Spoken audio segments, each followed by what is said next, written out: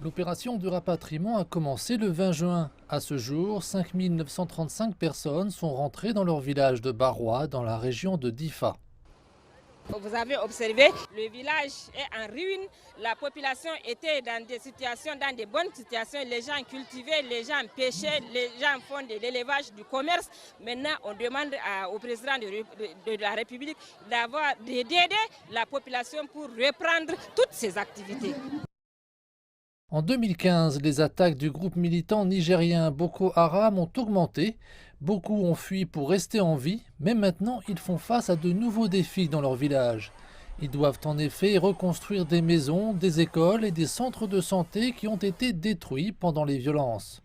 Les habitants de Barrois demandent davantage d'aide et de sécurité aux autorités pour les aider à se réinstaller. Nous n'avons pas amené les populations de Barrois pour les y confiner et considérer que c'est ça l'objectif que nous devrions atteindre. Notre objectif, c'est, en ramenant les populations, de leur permettre de s'adonner à leurs activités économiques. Et les champs, ils ne sont pas dans le village, ils sont hors du village. Le lac n'est pas dans le village, pour la pêche, il est hors du village. Notre devoir, c'est de faire en sorte que le lac soit fréquentable.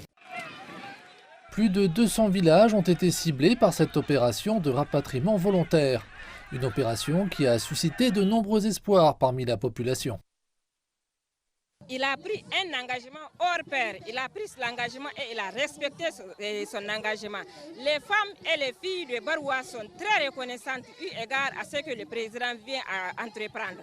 C'est vraiment un grand honneur pour nous, les filles et femmes de Barrois, car ce sont les filles et femmes qui sont toujours victimes de certaines... Et s'il y a une situation désagréable.